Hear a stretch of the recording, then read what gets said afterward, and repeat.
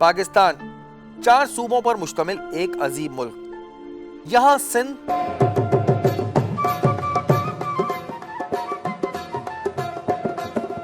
पंजाब, खैबर पख्तूनख्वा,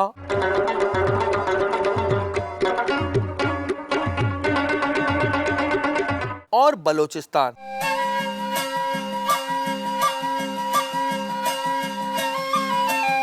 हर सूबे के अलग अलग कल्चर, अलग अलग जबानें और अलग अलग रस्म और रिवाज हैं, और हर सूबे के अलग अलग मसाइल। जहां बात आए सूबा बलूचिस्तान की, वहां सबसे पहले दहशतगर्दी एक बड़ा मसला नजर आता था। माजी में दहशतगर्दों ने इस सूबे को यरगमाल बनाने की कोशिश की थी, लेकिन आज सूबे की सूरत हाल पहले से बहुत बेहतर है। जिन चीजों को दहशतगर्दों ने तबाह करने की कोशिश की थी, वो जगहें आज आबाद हैं। ना सिर्फ आबाद हैं, बल्कि दहशतगर्दों को धूल भी चटा दी गई।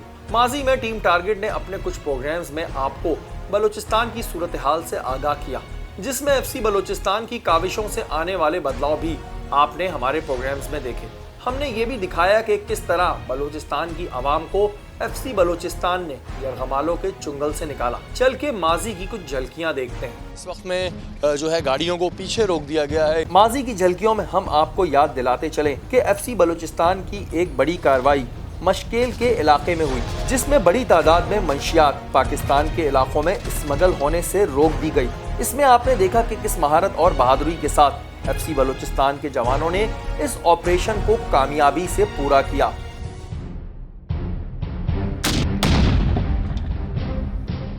नारे तकबीर! नारे तकबीर! नारे तकबीर! रॉकेट लॉन्चर के गोले यहाँ पर मौजूद हैं, जो मुस्तकिल रॉकेट लॉन्चर के फायर कर रहे थे, और काफ़ी बड़ी मिकदार में यहाँ पर असला जो है वो बरामद हुआ है। इसके अलावा यहाँ पर ये हेरोइन की भी बड़ी एक मिकदार है। इसके अलावा हमने आपको शहर क़ारान की सूरत हाल से भी आगाह किया, जहाँ माजी में कोई कदम रखने की नहीं सोचता था।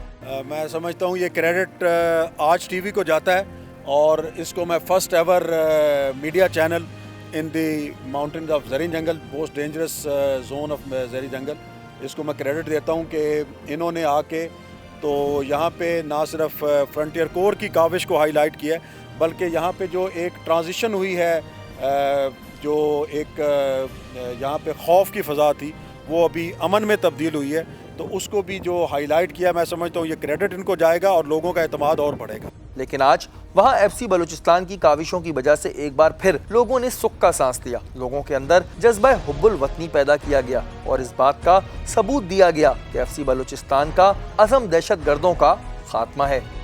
माजी की झलकियां आपने देखी। आज जो एफसी बलूचिस्तान की कार्रवाई हम आपको दिखाने जा रहे हैं, इस कार्रवाई ने बलूचिस्तान को एक बड़ी तबाही से बचा लिया। सूबा बलूचिस्तान में 2 बॉर्डर लगते हैं, एक ईरान बॉर्डर, दूसरा अफगान बॉर्डर। बलूचिस्तान के मसाइल किसी से ढके छुपे नहीं।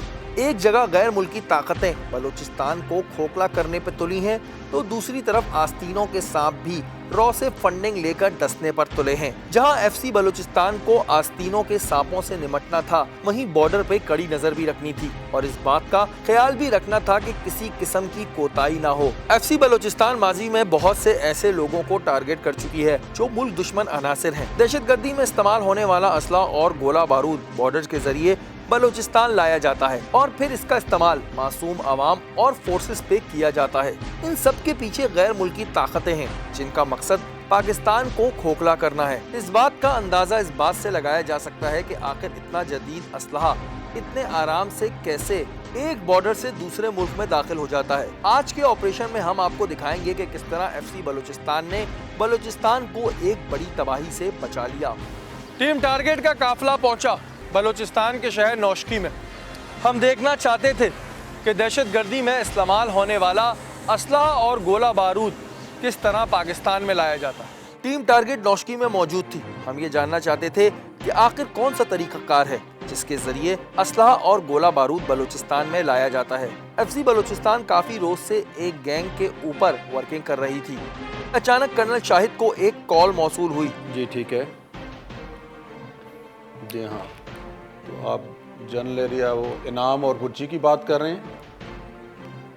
जी बिल्कुल ठीक है, हमारे पास इसकी इंफॉर्मेशन ऑलरेडी आ रही थी और अभी कंफर्म हो गई है, तो हम इसके ऊपर अपना अकॉर्डिंगली आईबीओ प्लान कर लेते हैं। जिस कॉल में कुछ ऐसा था कि फौरी मीटिंग तलब की गई।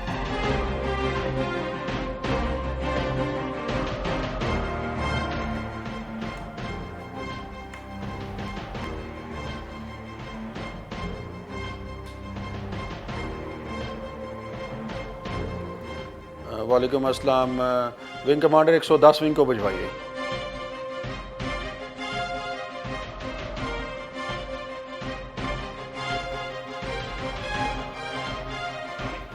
वालेकुम अस्सलाम, रियाज वेलकम, बैठिए। Riyaz, we have reliable information of weapon and explosive smuggling in general area, Burji and Inam. And perpetrators, they are using animals also to bring the explosive and ammunition at some concealed location. Thereon, they are likely to transport it to the major cities for destruction. I would like you to plan an IBO. Your mission would be to capture that explosive and ammunition for the safe destruction and apprehend the perpetrators to eliminate the threat. Colonel Riyaz और colonel Shahid ने meeting में discuss किया कि किस तरह दहशतगर्दों को trap करना है। Thank you very much. You can now go and prepare your force and orders. Good luck. इसके बाद टीम टारगेट को भी तरबियत दी गई कि किस तरह इस मिशन को कवर करना है।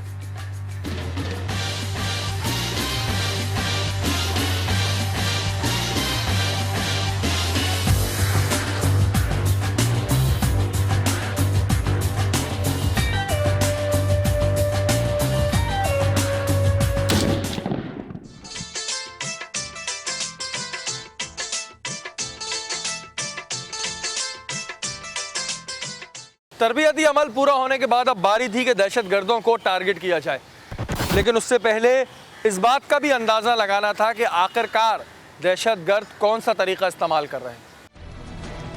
दहशतगर्दों के तरीकाकार को समझने के लिए रैकी का अमल शुरू हुआ।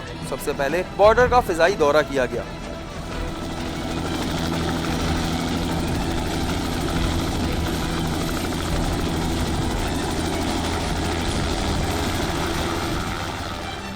इस फिजाई दौरे का मकसद बॉर्डर पे होने वाली नकलो हरकत को देखना होता है। फिजाई दौरे में कुछ सबूत एफसी फोर्स के हाथ लगे। दहशतगर्दों ने इस बार इंसानों के साथ साथ जानवरों को भी इस्तेमाल किया। ऊंट एक ऐसा जानवर जो रेगिस्तानों का शेर है। रेगिस्तानी इलाकों में ऊंट बहुत कारआमद साबित होते हैं। दहशतगर्दों ने इस बार ट्रेंड ऊंट इस्तेमाल किए, जिनका काम ये होता है कि इनके ऊपर असलहा लाद दिया जाता है और फिर इन्हें रेगिस्तानों में छोड़ दिया जाता है। ये ऊंट इतने ट्रेंड होते हैं कि खुद ही फासला तय करके मतलूबा जगह पर पहुंच जाते हैं। इस तरह बड़ी मिकदार में असलहा और गोला बारूद एक जगह से दूसरी जगह मुंतकिल हो जाता है। इसी सिलसिले में बॉर्डर पर जमीनी रेकी भी की गई। बहुत से सबूत कैमरे की आंख ने भी लिए, लेकिन फिल वक्त एफसी फोर्स ने कार्रवाई ना की, क्योंकि एफसी फोर्स को शिकार को रंगे हाथों पकड़ना था। रेकी का अमल पूरा हो चुका था। अब बारी थी कि शेर अपने शिकार को झपटे।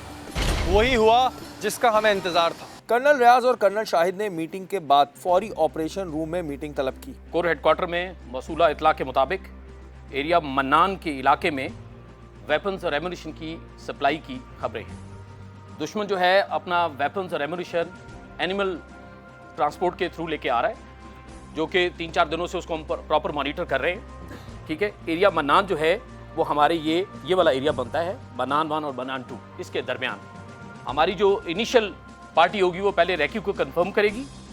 जितने भी एनिमल जो कि या तो डोंकीज होंगे या कैमल्स होंगे, उनके साथ हम मुदाखलत नहीं करेंगे। इस मीटिंग में ब्रिगेडियर खालिद भी मौजूद थे। इस मीटिंग में इस बात का फैसला किया गया कि किस तरह ऑपरेशन को कामयाब बनाना है। रेगिस्तान में जब एफसी फोर्स की गाड़ियां जाती हैं तो बहुत सी मुश्किलात का सामना करना पड़ता है। इन तमाम पहलुओं पर इस मीटिंग में गौर किया गया। Alpha company commander major Mohsin आपका ये टास्क है कि उस एम्यूनिशन डंप को हमने डिस्ट्रॉय कर रहे हैं बिफोर लास्ट लाइन, और वहाँ पे जो दुश्मन के लोग हैं जो उसको गार्ड कर रहे हैं उसको हमने कैप्चर करना है। आपकी जो प्लटून नंबर 1 है वो ख़ास एक्शन पार्टी का काम करेगी, और नंबर 2 प्लटून जो है वो उसको गलाफी एक्शन करेगी, उसको कवरिंग प्रोवाइड करेगी। मीटिंग में ये बात भी हमारे सामने आई कि जिस जगह ऑपरेशन करना है इस जगह भारी मिकदार में असलहा और गोला बारूद मौजूद है, जिसका इस्तेमाल बलूचिस्तान में दहशतगर्दी के लिए करना था। कोई शक? Okay, get ready with your troops and let me know once you are ready to move to the ops area. Meeting का खत्म होना था और बस ऑपरेशन की तैयारियां शुरू हो गई। एफसी फोर्स का ये ऑपरेशन हमारे लिए किसी जंग से कम ना था, और ये जंगी थी उन सांपों के खिलाफ जो आस्तीनों में जगह बनाते हैं और वक्त आने पर डसते हैं। कर्नल रियाज और मेजर मोहसिन ने ऑपरेशन को लीड किया। इस ऑपरेशन में हमने एक बार फिर जवानों का जज्बा देखा, जिनकी आंखों में मुल्क के लिए कुछ करने और इस मुल्क के लिए अपनी जान देने का जज्बा हमें साफ दिखाई दिया। इनका ये जज्बा देख के हमारे इरादे भी मजबूत हो गए। हाँ जी, मुराल कैसे है? आपको आपका मिशन समझ आ गया? सब लोग रेडी हैं? Okay, good luck. हमें इस बात का यकीन था कि जिस मुल्क के पास ऐसे शेर जवान मौजूद हैं, इस मुल्क का कोई बाल भी बांका नहीं कर सकता। जवानों को बुला के इंस्ट्रक्शन दी गई कि किस तरह ऑपरेशन को मंतकी अंजाम तक पहुंचाना है। इसके बाद फिर क्या था, फजाहों में अल्लाहू अकबर के नारे गूंज उठे। ये मनाजिर हमारे रोंगटे खड़े कर रहे थे।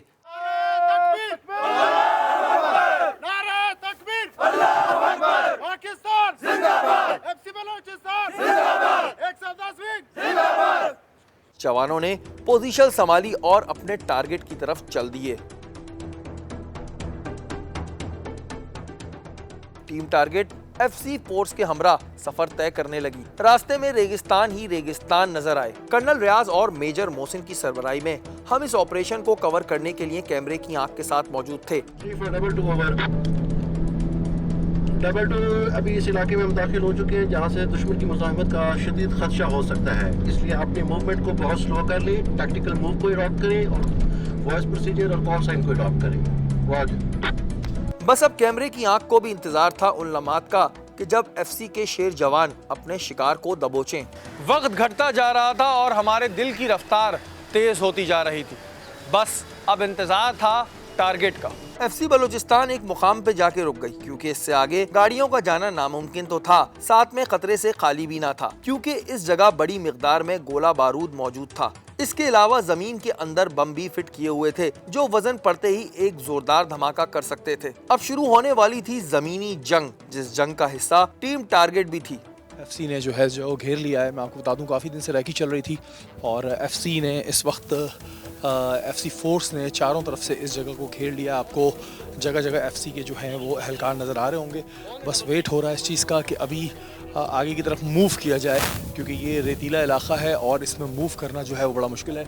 अगर आपको कैमरे में नज़र आ रहा होगा तो वहाँ भी एफसी के जो एहलकार हैं वो मौजूद हैं, लेकिन अभी कर्नल रियाज के साथ मूव करेंगे। सर, क्या आपकी टीम ने इस जगह वो कर लिया है पूरा करना? हम फॉरवर्ड असेंबली एरिया पहुंच गए हैं। मेरी तमाम parties under command company commander major Mohsin वो इन लोकेशन हो गए हैं। हमारी जो फॉरवर्ड रैकी मुकम्मल होगी हुई है, और उन्होंने भी कुछ कैमल्स को जिसके ऊपर एम्यूनिशन लोड था उनको आते हुए देख लिया है। उनको हमने जो डिटेक्ट किया था वो हम अब पहले जो हदायत इनिशियल दी गई थी कि कैमल जो पार्टी होगी उनके साथ इंटरफेयर नहीं करना, because we would like to spot the actual ammunition dump. तो वहाँ तक हम पहुँचे कि अब उसके तरफ मेरी पार्टीज जो हैं फॉरवर्ड पार्टीज़ वो क्रीप फॉरवर्ड करेंगी।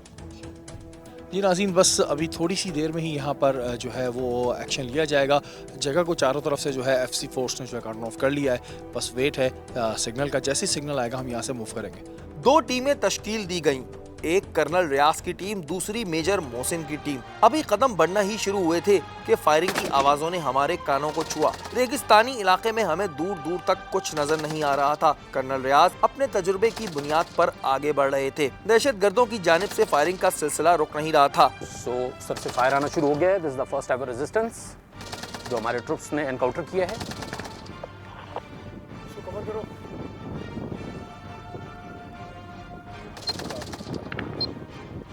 राइट साइड पे माइन डिटेक्ट हो रही है।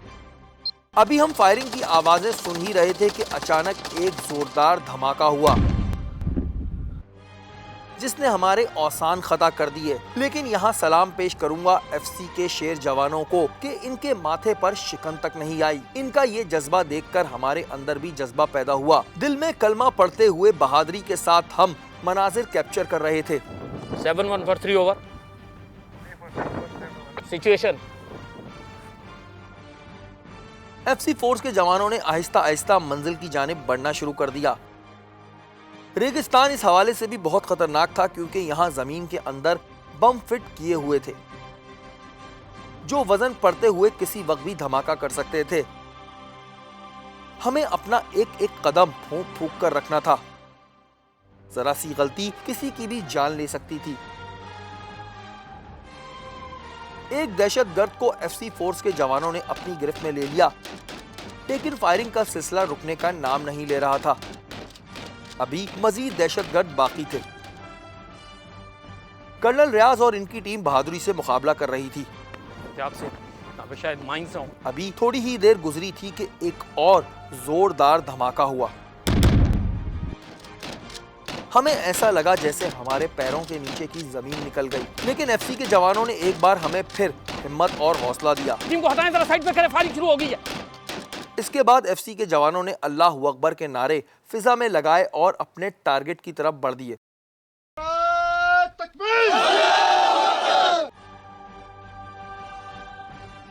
लूप होल्स ये यूज करते हैं फायरिंग से, यहीं से हमें रेजिस्टेंस आ रही थी। और ये इस तरफ लूप होल्स है, ये चारों तरफ इसकी ऑब्जर्वेशन होती है। ये इधर भी 2 लूप होल्स बने हुए हैं। सब बॉम्ब कहां से फायर कर रहे थे? कंटिन्यूसली बॉम्ब ये इन्हीं रास्तों से, ये देखें, ये पूरा एरिया यहाँ से एरिया है और मेरे जो ट्रुप्स हैं इन सैंड ड्यून्स की कवर लेके उस तरफ से आ रहे थे और यहाँ से ये कंटिन्यूसली रेजिस्टेंस दे रहे थे।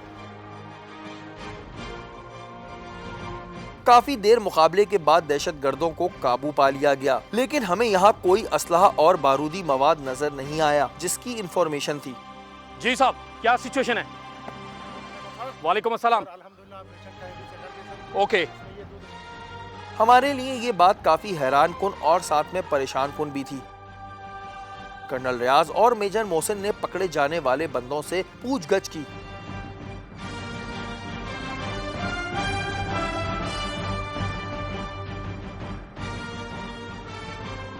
इसके बाद पकड़े जाने वाले दहशतगर्द ने जमीन के अंदर इशारा किया। रुक जाओ, आराम से देखो। ये सेफ्टी, मीडिया टीम को पीछे करें, मीडिया टीम को पीछे करें। हो सकता है ये झूठ ना बोल रहा हमारे से। माइन डिटेक्टर पार्टी पहले बुलवाएं, पीछे हो जाओ, प्रोटेक्शन ले। लेकिन इसकी बात पर यकीन करना खतरे से खाली ना था। इस वजह से कर्नल रियाज ने बम डिटेक्ट करने वाला आला मंगवाया। इन्हें इस बात का खदशा था कि कहीं जमीन के अंदर बम तो फिट नहीं। जिस जगह का वो इशारा दे रहा है, आले के साथ इस जगह को चेक किया गया। इसके बाद इस जगह का खुदवाया गया तो हमारी आंखें खुली की खुली रह गईं। जमीन के अंदर से भारी मिकदार में असलहा और गोला बारूद बरामद हुआ। इतना असलहा और गोला बारूद बरामद हुआ जैसे बलूचिस्तान में आज जंग लड़ी जानी हो।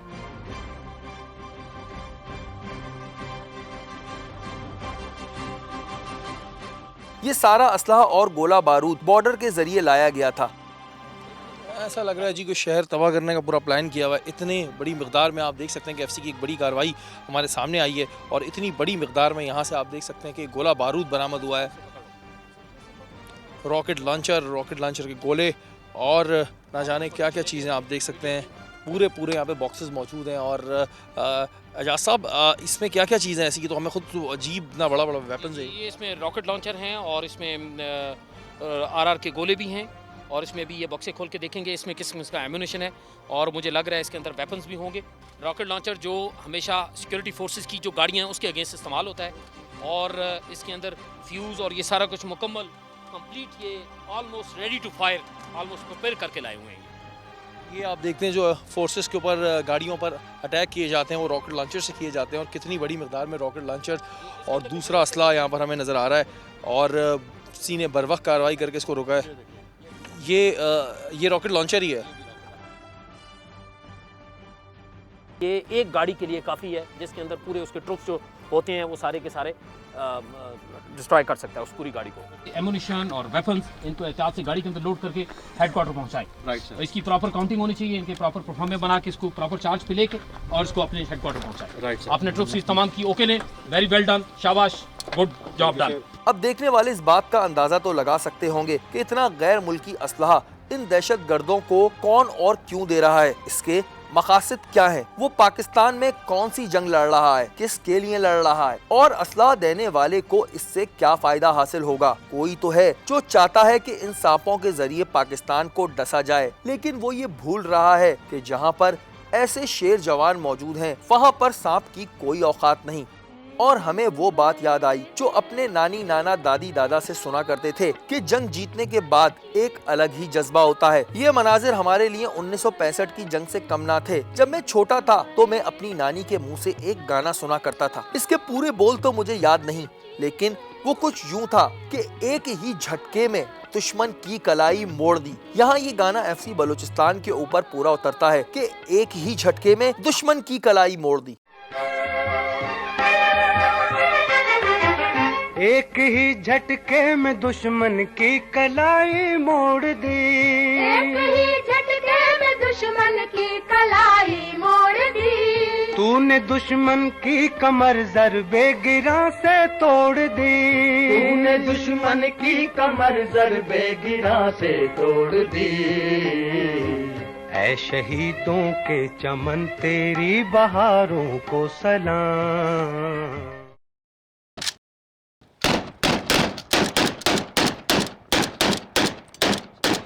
सारी कार्रवाई के बाद एक बार फिर पाकिस्तान जिंदाबाद के नारे फिजा में गूंज उठे।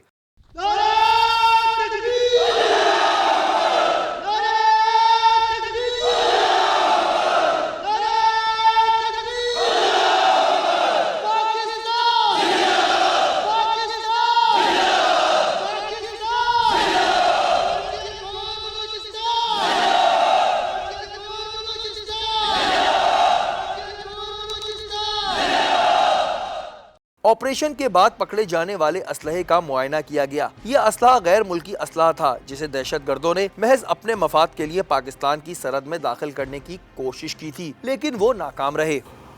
नाज़रीन, हमारे साथ इस वक्त मेजर मोहम्मद मोहसिन साहब मौजूद हैं और कार्रवाई आप लोगों ने देखी। दहशतगर्दों के ख़िलाफ़ बड़े पैमाने पर जो है वो असलहा बरामद हुआ है। मोहसिन साहब ये बताइएगा कि ये असलहा को क्या क्या कहते हैं और किस किस असलहे से जो है वो बाहरी नुकसान होता है। मैं सबसे पहले आपको यहाँ से स्टार्ट करता हूँ। जी, ये आप देखें, ये सबसे पहले RPG-7 का रॉकेट लॉन्चर है। इसके थ्रू इसकी इफेक्टिव जो रेंज होती है वो 300 से 500 मीटर तक होती है सर। इसके बाद आप देखें, ये RPG राउंड कहलाता ये है। RPG-7 है, इसके थ्रू रॉकेट लॉन्चर फायर किया जाता है। उसके बाद ये आप देखें SMG है। इसकी इफेक्टिव रेंज जो होती है वो तकरीबन 300 मीटर है और जो मैक्सिमम ये जो कारगर जो इसका फायर है वो तकरीबन 800 मीटर तक के इलाके को ये कवर कर सकता है। ये वो वेपन है जिसको यहाँ पे लोकल ये कालाकोफ भी कह सकते हैं, कलाशनकोफ भी कहते हैं, और ये वो वेपन हैं जो ज़्यादा यहाँ पे इस एरिया में ज़्यादा यूज़ किए जाते हैं और टेररिस्ट के पास ज़्यादा होते हैं। ठीक है, ये आप देखें 303 हैं। ये दो कबायली गनें मुझे लग रही हैं जो बहुत पुराने वक्त में होती थी। एग्जैक्टली ये वही हैं, लेकिन ये लोकल मेड भी आप कह सकते हैं। पुराने ज़माने में ये ज़्यादा लोग करते हैं, लेकिन इफेक्टिव वेपन है।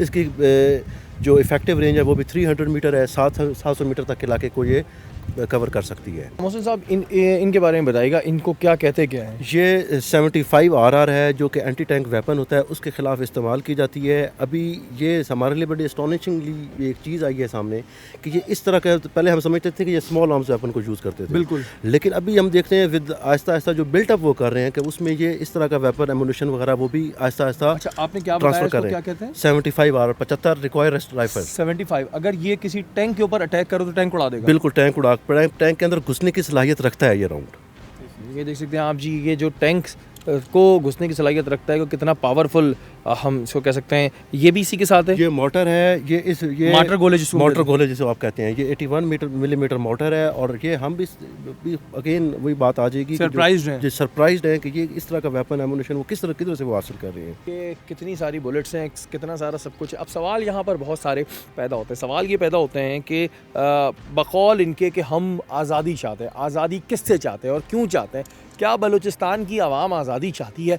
पाकिस्तान का एक सूबा, एक हिस्सा है बलूचिस्तान। ये माटन गोले, ये रॉकेट लॉन्चर, ये सारी चीज़ें कौन प्रोवाइड कर रहा है? क्योंकि ये 1 या 2 रुपए के नहीं होते हैं, इनकी मालियत लाखों करोड़ों में होती है। यानी कि लाखों करोड़ों रुपए का असला अब हमें पाकिस्तान से तो इन्हें मिल नहीं रहा होगा, डेफिनेटली कोई पाकिस्तान से तो इनको इतना असला दे नहीं रहा होगा। यानी कि पाकिस्तान से बाहर जो क़ुव्वतें हैं, जो पाकिस्तान मुल्क दुश्मन अनासिर लोग हैं, वो इन्हें सपोर्ट कर रहे हैं। तो हमारे साथ ब्रिगेडियर खालिद बेग साहब मौजूद हैं। अभी आप लोगों ने कार्रवाई देखी और एक बहुत बड़ी कार्रवाई एफसी की जानिब से हमें देखने में आई। सर, सबसे पहले तो आप लोगों को मुबारकबाद देंगे कि आप लोगों ने एक इस तरह की बड़ी कार्रवाई करी और ऐसे आप लोग करते रहते हैं। सर, बॉर्डर्स के ज़रिए इतनी बड़ी तादाद में असलहे का आना और फिर उसको सप्लाई हो जाना, क्या कहेंगे इस बारे में? ये जितना असलहा हमारे पास पाकिस्तान में क्रॉस से लाया जा रहा है, बेसिकली ये सारी टेररिस्ट ग्रुप्स जो हैं वो उसमें शामिल हैं। ये वो असला वहाँ से स्मगल कर रही हैं for terrorist activities into the main cities of Pakistan. और ये सारा असला आ रहा है with the connivance of the hostile intelligence agencies. And you understand कि रिसेंटली भी हमने पाकिस्तान में रॉ का एक सर्विंग इंटेलिजेंस ऑफिसर पकड़ा है और he was only task for creating unrest in Balochistan. So in this environment कि जहाँ पर एक hostile intelligence agency has been specifically tasked to create unrest in Balochistan area, तो वहाँ पर उनकी basic requirement है कि terrorist activities करें, ID attacks करें, suicide bombing करें, तो उसके लिए उनकी requirement है explosives and ammunition and arms। तो वो सारा explosive उनके पास जो है hostile intelligence agencies के ज़रिए आ रहा है और वो आ रहा है borders के ज़रिए, जो हमने अभी recently आपको दिखाया कि हमने एक सीज़र किया बहुत huge कैशे का। और ये एमुनिशन हॉस्टाइल इंटेलिजेंस एजेंसीज जो हैं वो दे रही हैं टू दी BSNs, जिसमें BLA, BRF, BLA और बाकी ये सारी टेररिस्ट ग्रुप्स जो हैं वो उसमें शामिल हैं। सर, हमारी जो लोग इस तरफ चले गए हैं, जो BSNs बन गए हैं, उन्हें ये बात आखिर क्यों समझ नहीं आ रही है कि उन्हें 5 लाख रुपए का वेपन पकड़वाया जा सकता है लेकिन उन्हें रोज़गार के लिए नहीं दिया जा सकता? शहरी असल में जो इनका जो डिज़ाइन है हॉस्टाइल इंटेलिजेंस एजेंसीज़ का, वो यही है कि लोगों के माइंड्स को आप ब्रेन वॉश करें, पुट दोज यंगस्टर्स के उनको आप ये बताएंगे जी आपके साथ बड़ी ज़्यादती हो रही है, आपके पास तालीम के मौके नहीं हैं, आपको रोज़गार के मौके नहीं दिए जा रहे, तो we have to grab a right और उसके लिए स्टेट के ख़िलाफ़ आप आर्म्स एंड एमुनिशन उठा लें। तो उनके माइंड्स को ब्रेन वॉशिंग कर रहे हैं, उनके हाथ में बेसिकली असला पकड़ाते हैं और उनसे फिर आप वो एंटी स्टेट एक्टिविटीज़ में उनको इन्वॉल्व कर देते हैं। हमने जो इसमें कॉन्सेप्चुअल प्लेन में काफ़ी काम किया। वी फर्स्ट आइडेंटिफाइड कि उनकी थीम लाइंस क्या हैं जिसके ऊपर के वो ब्रेन वॉशिंग कर रहे हैं और वो क्या पॉइंट्स हैं जिनको वो यूज़ कर रहे हैं फॉर मैनिपुलेटिंग देयर माइंड्स। फिर उसका हमने एक प्रॉपर स्ट्रैटेजाइज़ किया और हमने कॉन्सेप्चुअल प्लेन में इसमें काफ़ी काम किया और हमने लोगों को ये कन्विंस किया थ्रू डिफरेंट एक्शंस। जैसे आपने कहा कि जी FC जो है वो NGOs के काम भी कर रही है, तो आई वुड कॉल इट के we are working in the domain of the social operations, जिसके अंदर हम काइनेटिक ऑपरेशंस के साथ सोशल ऑपरेशंस कर रहे हैं और हमने अपनी रीच बढ़ाई। We have there is no communication gap between us and a common man of Balochistan, और हमने उनको बाय डूइंग सो अपने एक्शंस के ज़रिए उनको कन्विंस किया कि we are here as a law enforcement agency. और अभी यहाँ पर अभी एनवायरनमेंट इस तरीके का है कि अगर आप कभी जाएँ और FC के ट्रुप्स वहाँ रास्ते में जा रहे हो तो छोटे बच्चे आपको रास्ते में हाथ वेव करके ग्रीट करते हैं। इसी तरीके से आप कहीं जाते हैं तो आपके पास लोग इकट्ठे हो जाते हैं। तो अल्हम्दुलिल्लाह बहुत अच्छा ट्रस्ट है between the common man and the frontier core Balochistan operating in these areas. जितने भी देखने वाले हैं उनको एक पैगाम देना चाहता हूँ जी। FC ने जो काम किए वो सारे आपके सामने ही हैं। जो बलूचिस्तान की आवाम है उसको मुझे बताने की ज़रूरत नहीं है, लेकिन पाकिस्तान की आवाम को बताने की ज़रूरत है। आता हूँ BSNs की जानिब। जो इन्हें यूज़ कर रहे हैं उनसे तो कोई बात ही नहीं करते क्योंकि वो पाकिस्तानी नहीं है। पाकिस्तानी नहीं है, ज़ाहिर है आप तो पाकिस्तान चाहते नहीं तो आप पाकिस्तानी हैं, तो आप तो बीच में पड़ेंगे। जो इस्तेमाल हो रहे हैं उनसे सिर्फ इतना कहना चाहता हूँ कि आप सिर्फ इस्तेमाल हो रहे हैं और अभी भी वक्त है। चीफ ऑफ आर्मी स्टाफ को यहाँ मैं सलाम पेश करूँगा, उन्होंने अपने रूल्स, फ़ौज के रूल्स बदल दिए बलूचिस्तान की आवाम के लिए। इससे बड़ा क्या बलूचिस्तान की आवाम को फेवर चाहिए, इस बारे में सोचना है आपको। Thank you so much. Thank you शहरी। आपने देखा कि FC बलूचिस्तान की काविशों की वजह से बलूचिस्तान एक बड़ी दहशतगर्दी से बच गया। आवाम से सिर्फ इतना कहना चाहता हूं कि अगर उनके इर्द गिर्द कोई भी गैर कानूनी काम हो रहा हो या ऐसा काम हो रहा हो जो बलूचिस्तान के लिए या वहां की आवाम के लिए नुकसानदेह है, तो इसकी फौरी इतला 1101 पे दें, क्योंकि ये आपका भी फ़र्ज़ है। अब आता हूं उन लोगों की जानिब जो झंडा उतारने की बातें करते हैं, आज़ादी की बातें करते हैं, उनसे सिर्फ इतना कहना चाहता हूं कि हमारा मुल्क, हमारा बलूचिस्तान आज़ाद है और इंशाल्लाह आज़ाद रहेगा। अगर आपके इर्द गिर्द कोई भी गैर कानूनी काम हो रहा है या फिर आप टारगेट की टीम का हिस्सा बनना चाहते हैं तो आप हमें ईमेल कीजिए। हमारा ईमेल एड्रेस है target@aj.tv। आप हमें फेसबुक पे भी ज्वाइन कर सकते हैं। अगले हफ्ते फिर हाजिर होंगे किसी नए टारगेट के साथ। तब तक के लिए अपने मेज़बान शहरी को इजाज़त दीजिए। अल्लाह ने के बाद।